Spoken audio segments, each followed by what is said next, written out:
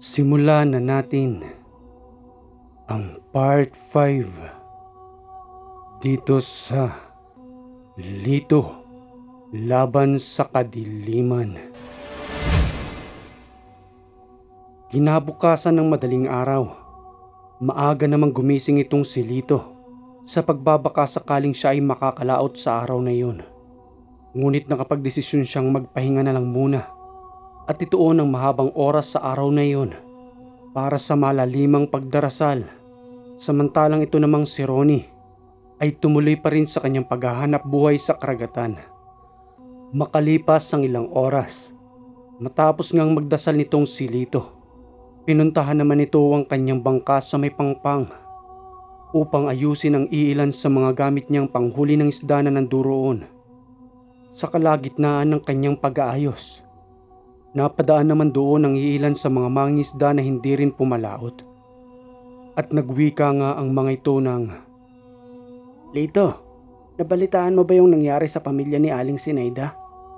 Noong nakaraan ay namatay itong si Benji at si Ariel. Tapos ngayon naman, dalawa uli sa kanyang pamilya ang nawala. Ano bang nangyayari sa pamilyang iyan? Tila inaabot na ng kamalasan." Sambit lang naman ni Lito sa mga sinabing iyon ng kanyang kabarangay na mangingisda. "Hindi ko nabalitaan. Sa inyo lang rin ang galing." Agad na rin namang bumalik itong si Lito sa kanyang ginagawa na kunwaring walang alam sa nangyaring yun. Maya-maya ay sumunod itong si Vivian sa may tabing pangpang upang kausapin itong si Lito. Sambit pa nga nito ng pabulong.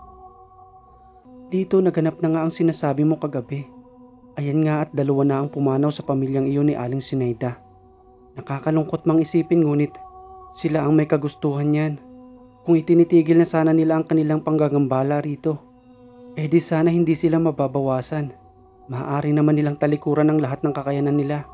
Ngunit kung makikipagmatigasan pa rin itong si Aling Sinaida, baka marami pa rin mabawas sa kanilang pamilya.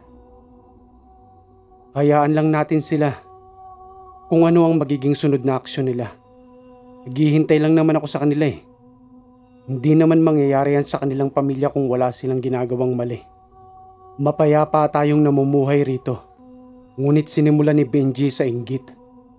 Hindi naman natin maaaring pabayaan lamang sila. At magwawalang bahala na lamang tayo rito. Kargado sila ng itim na kapangyarihan. At ang itim na kapangyarihan ay walang sinasanto. Lalo na't kung walang kaalam-alam ang isang tao. Kaya ang magiging katapat lang rin talaga nila ay ang may puting kakayanan. Lahat naman ng tao ay makasalanan. Aminin man natin yan o hindi.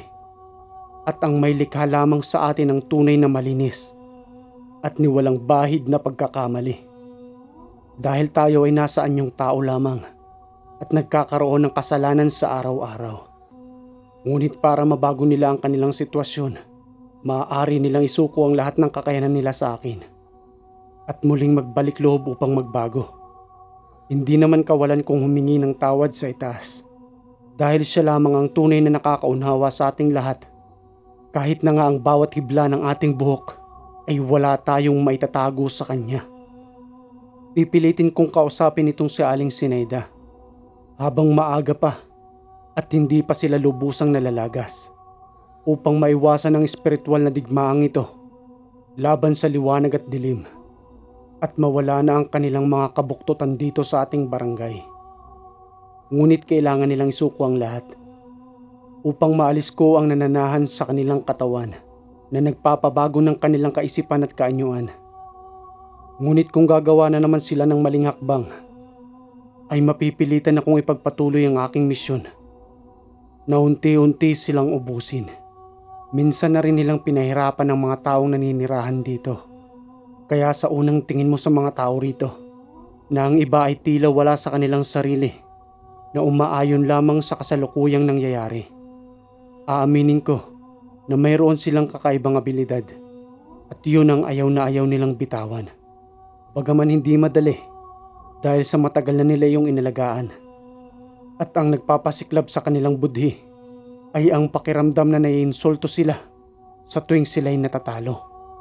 At ang hiduwaang ito ay sila lang rin ang tunay na makakaayos kung muli silang magbabalik loob. Maya-maya pa ay dumaong na itong si Ronnie habang nagsisisigaw na tinatawag itong si Lito. Wika pa nga nito. Paring Lito, pumarito ka at meron akong isda para sa'yo. Masarap na ulam ito. Hindi ka kasi sumama sa akin sa paglaot kaninang madaling araw eh. Ang dami ko pa namang nahuling isda ngayon. Agad naman iyong nilapitan ni Lito at tiningnan ang kanyang mga nahuling isda na kung susumahin nga ay napakaraming nahuli nitong si Ronnie. Muli pang ang sambit nito sa aking pagdating. Kunin mo yung isang malaking isda dyan, paring Lito. Itinabi ko talaga yan para sa'yo. Para may pang-ulam kayo ngayon. Hindi ka man lang ba magpapasalamat sa akin? Saglit lang, hindi ko pa nga nakukuha yung isda eh. O siya, sige, salamat na. Mukhang pinakyaw mo na naman ang mga gandang isda sa dagat.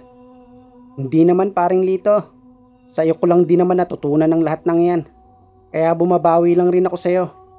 Masarap na sinabawan yan o kaya pinirito. Bukas ba lalaot ka na uli? Oo, paring Ronnie. Kailangan ko na muna uling maghanap buhay. Nagpahinga lang ako ngayong araw na ito para mabawi ko yung lakas ko kagabi. Dinalaw na naman ako sa bahay at nangunguna pa nga itong si Aling Sinaida. Wala talagang pagbabago ang mga yan. Ayaw pa rin nilang lubayan ang lugar na ito. Ano ang desisyon mo, paring Lito? Sa totoo lang, hindi ako magdidesisyon kung di sila. Tulad nga ng nasabi ko kay Bibian, pipilitin kong kausapin itong si Aling Sinaida.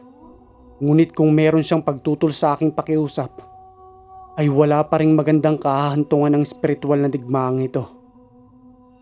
Halika na nga, ang dami mong tanong eh. Tulungan na kitang magbuhat ng mga nahuli mo. Bayad ko na yan dito sa pagbigay mo sa akin ng isda. Ikaw naman, paring Lito. Sige na nga, patulong ako. Wala pa rin yung asawa ko eh.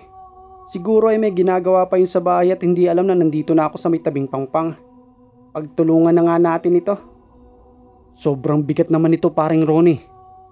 Ipamigay na lang kaya natin ito dito sa mga tao para mabawasan naman yung bigat nito. Ginawa mo namang charity yung panguhuli ko ng isda. Tingnan mo nga yung kamay ko, puro kalyo na ito eh. Tapos ipamumudbod mo lang. Biro lang, ikaw naman. Masyado kang seryoso sa buhay. Eto at malapit na tayo sa bahay ninyo.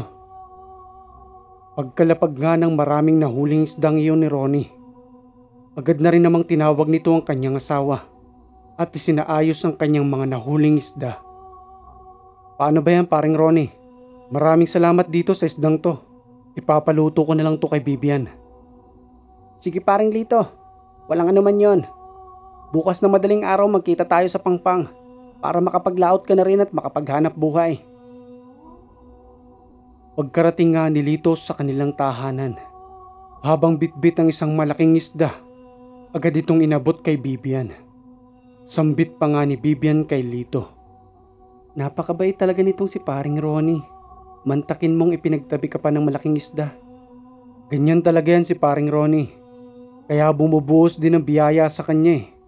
Dahil sa hindi ito madamot. Nakakatuwang kaparis yan sa pangingisda. Patas ding lumaban sa buhay. Hindi mahilig manglamang ng tao. At marunong magpaubaya sa iba. Kaya nga nagustuhan ko kagad ang ugali niya. At kinuha kong ninong ng ating pangalawang anak. Anong oras pa lang ba? Mag-aalas 12 pa lamang ng tanghali. Pero ang dami niya na kagad na huling isda. Ganyan talaga kapag hindi madamot. Binubuhusan ng magandang pagpapala. Sambit naman ni Bibian sa pagdating ng oras ng tanghali. Lito, siya nga pala. Ikaw na muna yung magsundo sa dalawang bata. Tatapusin ko lamang itong aking pagluluto. Sakto yan sa inyong pagbabalik ay luto na ang pagkain ito. Malapit na magsipaglabasan sa school ang mga yon. Kaya ikaw na muna yung magsundo sa kanila. O sige Bibian, pupunta na ako doon. Sa akin ngang pagsundo sa mga bata, ay napansin ko sa iilan sa mga lahi nitong si Aling Sinaida na humahabol sa akin ng masamang tingin at tila nanlilisik ang mga mata nito sa galit. Kaya ang ginawa ko sa mga ito, agad ko namang nilapitan Ngunit papalapit pa lamang ako ay kusa nang lumalayo ang mga ito na tila pakiramdam nila ay nasusunog. Lalo na't habang may araw pa ay wala pa silang sapat na lakas na maaari nilang ipanglaban. Kaya wala na lamang nagawa ang mga ito kung di tingnan na lamang ako sa malayo habang naglalakad patungo roon sa may paaralan. At nang masundo ko na nga ang dalawang bata, agad naman akong naglagay ng proteksyon sa aming tatlo upang ni isa ay walang lubusang makalapit. Ganun ang pinapagawa ko kay Bibian kapag sinusundo at inahatid niya ang dalawang bata at itinuro ko yun sa kanya upang walang mapahamak. Sa amin ngang muling pagdating sa tahanan ay inihanda na rin ni Bibian ang aming pagkain upang mabilis ko ring muling maihatid ang aking mga anak sa paaralan. Matapos nga iyon, kampante naman kaming bumalik roon at habang sinisipat ko ang mga kauri nitong si Aling Sinaida ay wala na akong masipat ni isa sa may daraanan hanggang sa lubusan ko nang maihatid sa paaralan ng aking dalawang anak. Ganoon ang aming sikretong pakikipaglaban noon sa mga kampo ng kadiliman. Walang kaalam-alam ang mga taong naninirahan maliban na lamang kay paring Ronnie at sa kanyang asawa. Ngunit habang ako'y naglalakad pa uwi, mayroong dalawang kalalakihang nakatambay sa may daan habang masaya itong nag-uusap. Nang makalampas nga ako roon, ang masayang pag-uusap ng dalawa ay napalitan ng takot nang biglang sumigaw itong isa at humihingi ng tulong. Dahil nga sa malapit pa rin naman ako sa dalawang yun, kaya agad ko rin itong nilapitan at itinanong kung ano ang nangyari. Sambit pa ng isang lalaki, "Manong Lito, ayos naman po yung usapan naming dalawa rito. Pero biglang bumagsak itong si Rodel. Hindi ko rin malaman ang dahilan. Basta napansin kong parang namumutla na lamang yung kanyang labi. Mabuti na lamang at nasalo ko. Kung di ay tatama ang ulo nito sa may bato." Sambit ko naman sa pangyayaring yun, "Hawakan mong mabuti si Rodel at ilagay mo sa may hita mo ang kanyang ulo. May gagawin lamang ako para alamin natin kung sinong may kagagawa nito." Sa paghawak ko nga sa kamay ni Rodel, napagtanto kong palipad hangin niyon upang ikahilo nito at biglang mawala ng malay. Kaya sinamantala ko na rin ang pagkakataong iyon upang hulihin ang may kagagawa nito. Nang maipasapi ko nga kung sino ang may gawa, isa iyon sa masamang tumitingin sa akin kanina na nasa lahi ni Aling Sinaida. Kaya nga nang magsisigaw na ito, hindi ko na pinahaba pa ang oras ng pagtatanong upang hindi kami pagtumpukan ng mga tao. Kaya ang mabilisan kong ginawa, agad ko itong kinitla ng buhay sa pamamagitan ng espiritual na pamamaraan. Kahit na nga yung naghahawak na kanyang kaibigan ay hindi malaman kung ano ang aking ginagawa.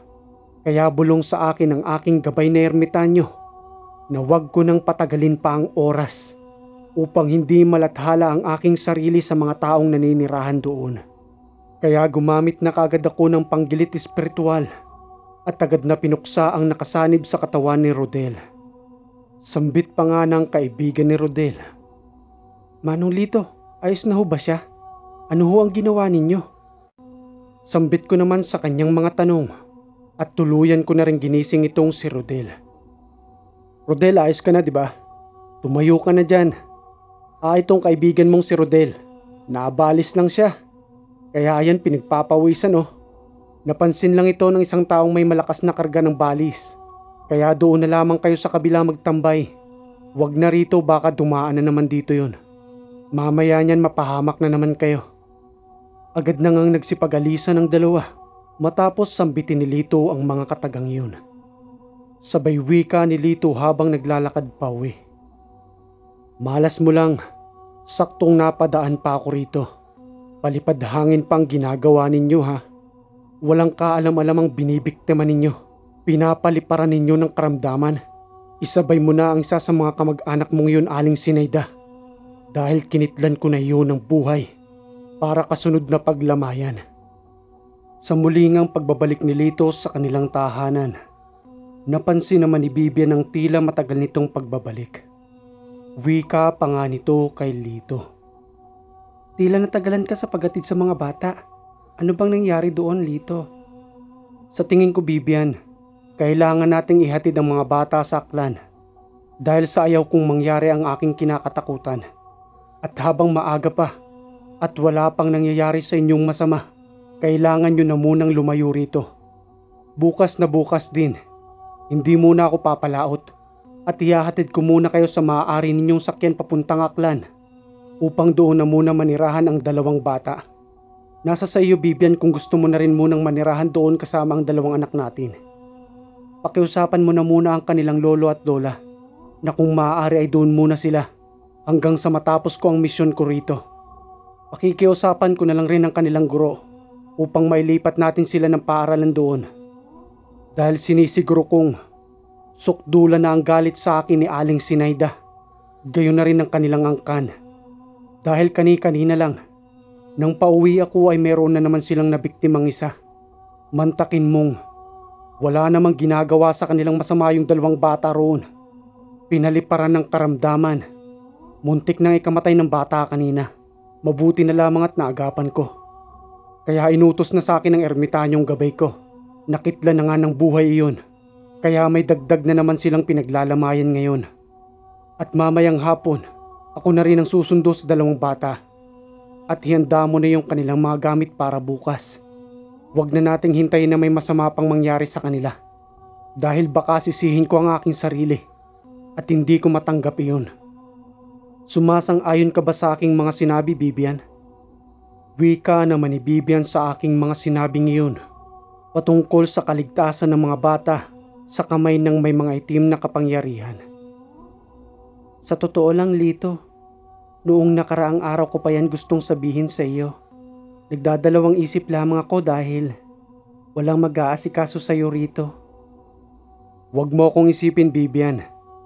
Ang isipin natin yung mga bata, pati ang iyong sarili. Wala kayong kinalaman sa misyong ito. At kinakailangang harapin ko ito kasama ang aking mga gabay. Kaya nga siguro napadpad ako sa lugar na ito. At ikaw ang napangasawa ko upang tugunan ng misyon na kailangan kong tapusin sa lugar na ito. Dahil sa matagal ng pinamumugaran ng maitim na kapangyarihan ng inyong isla. Bakas naman sa mukha ni Vivian ang kanyang pag-aalala para kay Lito. At wala na nga itong nagawa upang sumang-ayon sa mga plano nito para sa kanilang kaligtasan. Wika pa nga ni Vivian. Sige, Lito, ihahanda ko na rin yung mga gamit ng mga bata. Ngunit kung napapansin kong maayos naman ang mga bata roon sa kanilang lolo at lola, babalik akong muli rito para asikasuhin ka. Hindi na rin nagaksaya ng oras itong si Vivian at isinaayos na nga ang kanilang mga gamit. Pagdating naman ng hapon, ay agad na ring sinundo ni Lito ang kanyang dalawang anak upang makasigurong hindi ito mapapahamak. Kinabukasan ng madaling araw, maaga pa lamang ay umalis na sila sa kanilang tahanan at inihatid nga ito ni Lito sa malapit na sakayan sa kanila. Nang agad na ngang makalis ang kanyang pamilya, bumalik na rin ito sa kanyang tahanan at sa kanyang pagdating doon ay nanduroon naman itong si Ronnie na naghihintay pala kay Lito. Wika pa nga nito sa kanyang pagdating. Paring Lito, kanina pa kitang hinihintay sa may pangpang. Ang sabi mo sa akin, lalao tayo ngayong araw na ito. Kanina pa ako tumatawag dito sa tahanan ninyo. Ni kahit isa walang sumasagot eh. Saan ka ba nanggaling? Ano, lalaot pa rin ba tayo ngayong araw na ito? Kaso tirik na ang araw oh. Anong oras pa tayo makakapangisda nito kung sakaling aalis tayo ng ganitong oras? Oo nga pala. Pasensya ka na, paring Ronnie. Inihatid ko na nga pala yung aking pamilya sa may sakayan. Doon ko muna sila ipapamalagi sa may Aklan. Nababatid ko kasing mas mainit ng dugo sa akin ng pamilya ni Aling Sinayda. Ayaw ko nang hintayin pa na may mangyari sa kanila. Dahil sa ako naman ang kailangan ng mga ito. Nakakalungkot naman yung pangyayaring yan, paring Lito. Kaya pala talaga umiiwas ka sa misyong yan para hindi kayo magkalayo ng iyong pamilya. Ngunit wala na tayong magagawa. Nandyan na yan, kailangan mo nang harapin. Ganoon na nga paring Ronnie. Dahil kahapon lang, may isa na naman akong napaslang sa kanila. Akto ko itong nahuli sa isang batang pinapasakitan. Kaya hindi na ako nagdalawang isip na kitlan nito ng buhay. At dahil nga doon, napagtanto kong kailangan ko na munang palayuin ang aking pamilya. Sa tingin ko naman ay hindi ako nagkamali sa aking desisyon. At hindi naman ako maaaring sumunod sa kanila hanggat hindi ko natatapos ang aking misyon dito. Ngunit kung papalarin na matapos ko ang aking gampanin, sa tingin ko ay maaari na rin akong sumunod sa aklan o maaari silang bumalik rito. Gayon na nga paring Lito. Tumpak ang mga sinabi mo, ngunit matatagalan pa iyan. Asahan mo nang hindi ka nila tatantanan. Nandito naman ako para harapin sila at hindi ko sila pagtataguan. Naghihintay lamang ako sa muli nilang pagkakamali na magpunta rito. At kung magkagayon man, ako na mismo ang susugod sa kanila. Ayan ka na naman paring Lito eh. Relax ka lang. Nagiinit ka na naman eh. Sabay binago naman ni Ronnie ang kanilang usapan upang kumalma itong si Lito. Ano ba sa tingin mo paring Lito? Makakalaot pa ba tayo ngayong oras na ito? Sige, subukan natin. Upang mabaling ko ang aking oras sa panguhuli ng isda at hindi ko gaanong maisip ang aking pamilya. Agad na ngang pumalaot ang dalawa. Samantalang itong si Lito ay nalimutan na namang magdala ng kanyang baon. Mabuti na lamang sa pagdating ng tanghalian ay mayroong daladala itong si Ronnie na kanila namang pinaghatian doon habang nasa gitna ng karagatan. Sa muli naman nilang pagdaong sa tabing pangpang, hindi naman sila nabigo dahil sa marami pa rin silang nahuling isda. Magkagayon sa mga oras na iyon, ang mga nahuhuli nitong si Lito ay ang asawa na ni Ronnie ang nagdadala sa palengke. Isang gabi, habang matahimik ang lugar at nag-iisa na lamang itong si Lito sa kanyang tahanan, ay may napansin itong kakaiba na may 10 alupihang gumagapang roon. Kaya mabilisan itong napabalikwas sa kanyang hinihigaan at agad na hinuli ang 10 alupihan. Pabulong na wika pa nga nitong si Lito. Mga kaibigan na naman ninyong barangan ang pinapagalaw nyo. Takot na ba kayong sumugo dito sa aking tahanan? At ang mga alaga na lamang ninyong pinapapunta nyo rito? Bilang namumuhay ito sa kalikasan, may kakayanan itong makapasok sa aking tahanan. Dahil sa biktima lang rin naman ng mga ito ng itim ninyong kapangyarihan. Hindi ko wawakasan ang buhay nila at alisin ko lamang ang inyong sinambit, kaya sumusunod sila sa inyong mga utos. Ang akala siguro ng mga ito, hindi ko nararamdaman ang itim na kapangyarihang pumapasok dito sa loob ng aking tahanan. Maghintay kayo at ako naman ang mag-uutos sa mga ito. At pag-ingatan nyo lamang ang inyong mga sarili dahil sa ang alaga nyo rin mismo ang magwawakas ng buhay ninyo. Okay mga kahiwaga, hanggang dito muna itong ating part 5. Maraming salamat sa lagi ninyong pakikinig dito kay Lito. At kung may komento ka sa kwentong ito, maaari kang mag-comment dyan sa baba. Mabilisang shoutout lang tayo mga kahiwaga. Emily Regino, shoutout sa iyo. Muli maraming salamat sa inyong pakikinig dito sa Ang Hiwaga.